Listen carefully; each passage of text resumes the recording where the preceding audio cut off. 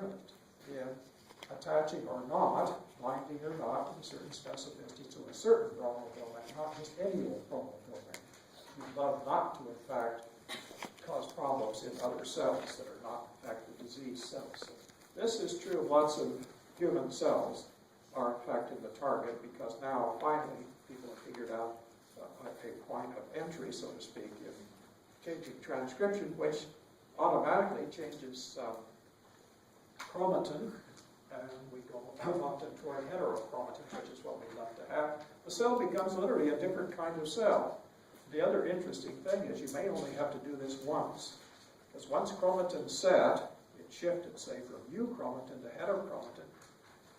If you did not use the drug ever again, you probably have that cell on a course to be a good redifferentiated cell that will work in some other capacity other than being, for instance, a cancer cell. So it's really at the level of not physiology, but rather cell differentiation, whereas in the past we've had most of our 100 years of pharmaceutical drugs that worked at the level of physiology and simply attaching, for instance, to enzymes. They worked wonderfully for a while, but of course they weren't cures.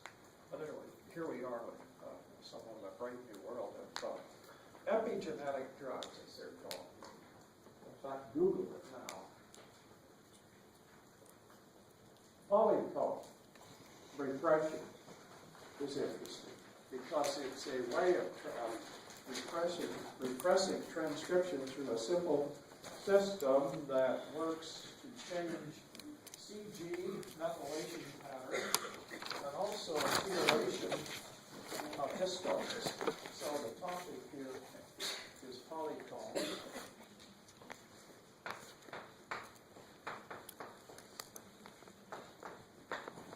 This is repression of transcription of nearby regions going therefore toward heterochromatin from euchromatin. So, back to tails for a minute. Here's a nucleosome. Here's a tail sticking out of it. And in this case, the one we're after is a tail, one of these tails. There's two of them coming out. Here's one of the H3 tails. But if we look at a certain point, there will be a lysine. Let's put it right here. This is the amino terminal end of the tail. A lysine on H3. And if we look at number 27. So we're counting from the amino terminal end, 1, 2, 3, 4 on up. We're just counting amino acids. We come to the 27th amino acid. It turns out it's a lysine here. So this lysine, in fact, is a strategic position that if it's methylated, it turns out you'll see 3 methyl groups on this particular lysine if it's methylated. So if methylated,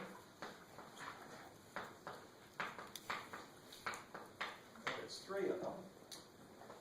So the lysine itself requires 3 methyl groups. Then the polycomb complex can bind right here. So polycomb complex that binds is PRC2. PRC2 is a set of proteins that are called a polycomb complex itself. PRC2 has a number of proteins in it, but it's under the polycomb set. So it finds a trimethylated lysine on H3 tail. It must be H3 tail. It must be the 27th lysine. There's context there. Amino acids in the tail, so it finds the 27th. But it must be trimethylated for this to bind. So then, PRC1 next binds. So in time course, this was the first one here. Bind this time. First and then second.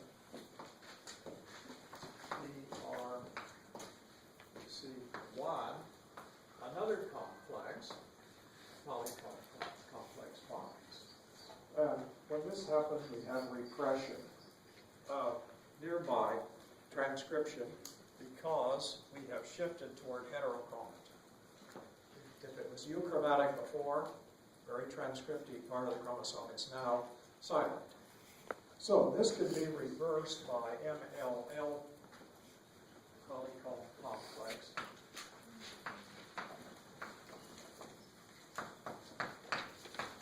MLL complex reverses all of this. In other words, it pulls off both PRC1 and PRC2. So we've gone back to, in fact, a transcriptive state. Let's go quickly on. We have not much time left. Chromatin remodeling. So there are complexes of proteins along chromosomes that control heterochromatin and euchromatin. And sometimes, as we said, it's vast in how many genes it can control. So if you look at yeast cells, for instance, there are, even in yeast cells, which are eukaryotes, true eukaryotes, what are called ATP-dependent units of chromatin remodeling, and they have various names. Most prominent one, I guess, I would say, is the SWI-SNF group. So the topic here is ATP-dependent chromatin. I'll explain what that means.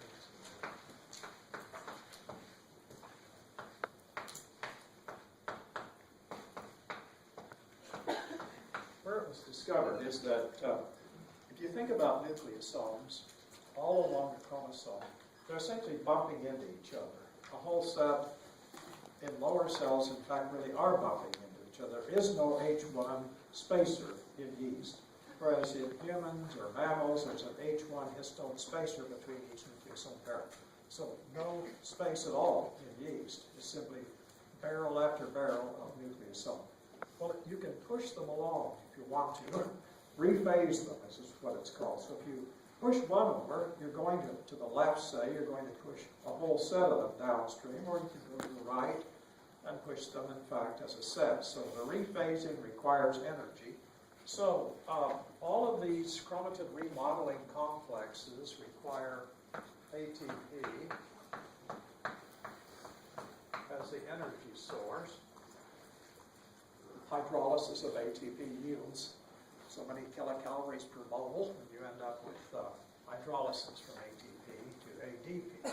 But the point is that if you look evolutionarily on from single-cell organisms like yeast on to mammals, you'll see that this same idea was used in changing chromatin structure, heterochromatin, euchromatin, as an energy system to push and shove nucleosomes. So in higher cells, you'll often see BAF complexes.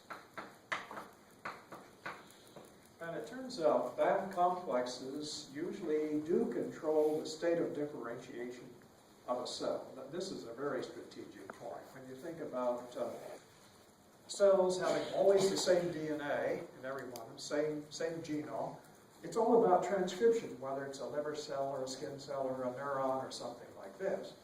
It's all about rearranging how much transcription. So BAF complexes use ATP in the same way, but in mice, at a particular position on a chromosome, you'll often see 11 proteins, 12 in humans, but 11 in mice, per complex, BAF complex, per BAF unit or complex itself. And there's a few interesting little points on this.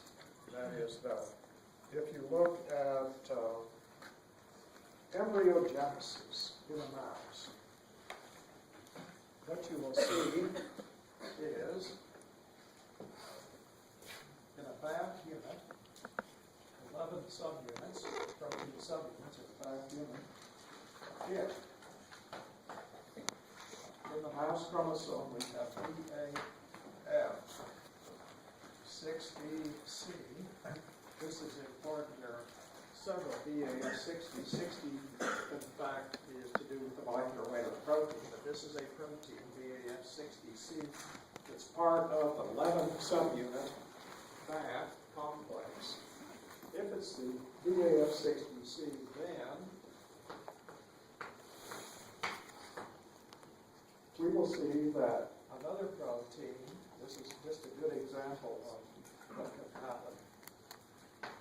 This one binds into this complex it's assembling, the back complex. And what this does then, once GATA4 binds, this is a protein into the back complex, turns on, transcriptively, on the whole set, well, I don't pick them up, TDX5, NX, NKX2-5, MEF2, HAMD, ISL1, kind of a whole set, there is in our notes if you're interested. Turns on 5 genes, those 5 genes. It's in the Blackboard notes if you're interested. And what this does, magically almost, is one begins to change cells into what are called cardiogenic cells. So we have a mouse embryo that needs to build a heart to pump blood. And the heart has to be assembled from new cells, and this is how we get new kinds of cells, so-called cardiogenic cells. So that mouse begins to build the 4 chambers. It's very embryogenic of the heart, 4 chambers to pump blood.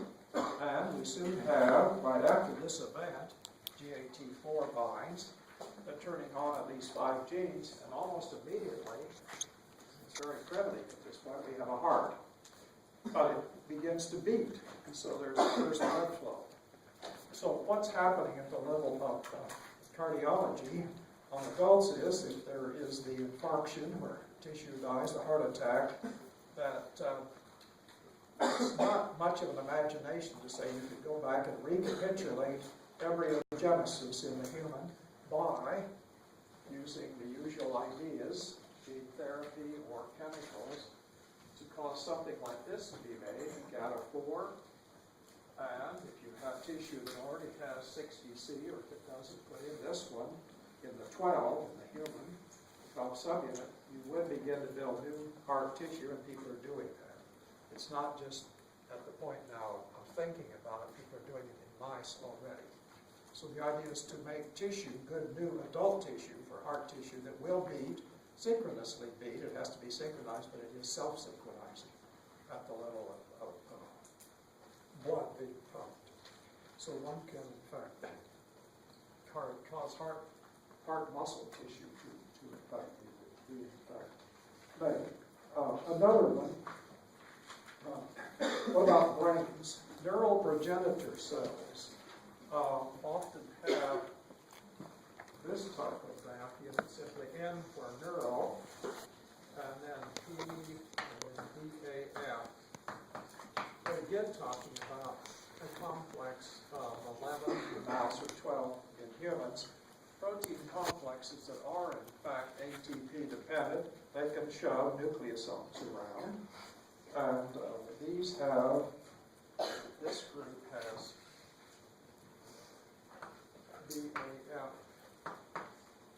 BAF45A, must be 45A, not B or C. This is a protein that's part of the 12 in the human, BAF45A.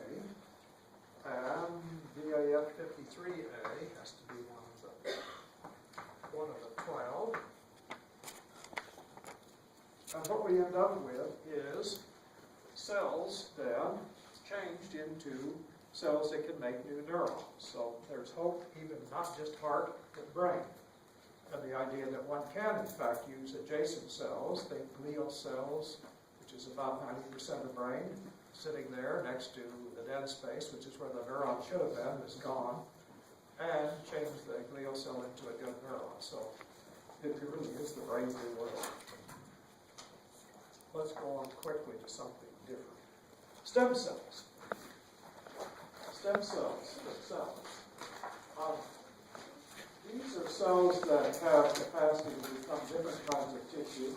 We've heard, of course, probably almost too much about embryonic stem cells, in the sense they're derived from blastocysts, human embryos at the blastoma stage, blastocyst, that you kill the blastocyst to get, in fact, yield the embryonic stem cells. And they are what are called pluripotent. In the sense you can take an embryonic stem cell and make it into any kind of tissue, theoretically, any of the 220 kinds of human cells could be made out of an embryonic stem cell if you apply the right transcription factors or chemicals to cause the right transcription factors to be part of VAF units. It's really all about VAF units called model. So if you look at stem cells, all of them have this protein on their outside. It's a transmembrane protein, carboxyterminal in the cytoplasm, and amino terminal N out.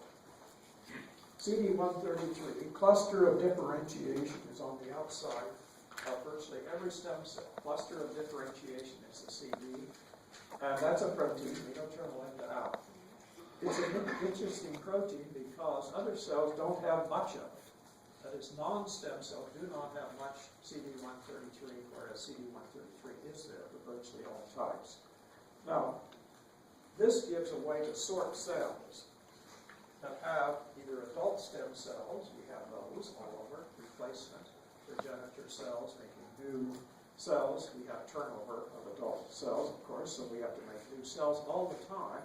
If you look, adult cells, stem cells, or even embryonic stem cells have CD133. But it's an easy way to acquire stem cells. Just look for CD133. You use a big machine where you press the button. It's called a cell sorter, and it sorts all the cells into two batches, one that are CD33 plus, and then all the other cells that didn't have CD133. So the sorter gives you what you want, which is stem cells. And that's a way to acquire what you'd love to have for adult stem cells. The other one I want to talk about for just a minute is cancer stem cells here. They too have CD133, and they also have a variant of CD44. Cancer stem cells have this variant, which is a RNA splicing variant of the normal. So malignant, metastatic, mostly metastatic cancer stem cells will produce tumor cells that have a variant in about the 5th and 6th intron of a 20 exon gene. This is all fairly irrelevant. The variant is a splice variant. It's not the ordinary CD44. So we again have a sorter system to find cancer stem cells, and then they'll also have this protein, CD cluster of differentiation 271, in addition to CD133. But the whole point here is try to build something that will in fact redifferentiate the cancer stem cell. Go back to bromodomains. This is the one you'd love to target. Not the cancer cell, they'll die anyway. Your aneuploid, too many chromosomes, and the DNA is really a mess, a huge mess. If you look at tumor cells or even leukemic cells, they are not 46 chromosomes, they're usually 70 or 80 or 90, on their way to self-destruction through various systems. But we have to get back to these slow-dividing cancer stem cells, and we don't have a single drug that will, in fact, kill or differentiate a cancer stem cell yet. But bromodomains drugs, epigenetic drugs, are in fact there in the sense of just past the drawing board stage on the laboratory bench. So that was the idea. But I wanted to say just a couple of other things. We have 2 minutes left. Yamanaka, this one, Japan, 3 years ago, took fibroblast cells, very differentiated cells, and made them into embryo-like cells. It caused a lot of people to feel rejoicing in the sense of we don't have to kill human embryos anymore to get something that looks pretty much like an embryonic stem cell. They weren't quite the same. They were called iPS cells, induced pluripotent stem cells. But anyway, Yamanaka constructed by adding 3 new genes to, for instance, a skin cell, a fibroblast skin cell, and converted the chromatin in the skin cell into the type of chromatin that you'd find in an embryonic human cell. 3 genes, but the way it was done is with virus vectors, friendly viruses carrying each of the 3 new genes in, and swamping a mouse, transcription translation of those new genes. The new genes brought in the ability to make 3 very important transcription factor proteins, which remodel chromatin. Transcription factor protein is the key word. And the genes were simply there to make the protein, the transcription factor, 3 different ones. But the trick was to find the right 3 genes to make the right 3 kinds of protein. This is a different case. This is transdifferentiation. Douglas Melton at Harvard has 2 diabetic children. His wife says she came home every night reading about pancreas. About every book you can find in Harvard libraries. But anyway, what he's done is transdifferentiation. Exocrine cells, here we have it up here yet, last. Exocrine cells are pancreatic cells. These are pancreatic cells that cannot make insulin, but they can be changed into cells, beta cells that do make insulin. So, Melton used diabetic mice, no beta cells, they can't make insulin, and changed exocrine cells into beta cells, and did it with genes brought in by friendly viruses into the exocrine cells. 3 genes making 3 separate transcription factor proteins. Not the same as Yamanaka, that was a different 3 to make stem cells. This is, again, chromatin remodeling of these cells, chromatin, in the nucleus, so that now the genes that are in this that could make insulin do make insulin. So it essentially converts exocrine cells, redifferentiates them into beta cells that make this protein that the mice need or the humans need, called insulin. So the story is, again, the same story. It's all about remodeling, but its transcription factors in swamping amounts will remodel existing chromatin by replacing the right parts of the 12 subunits in humans. Thank you very much. Let me get some next.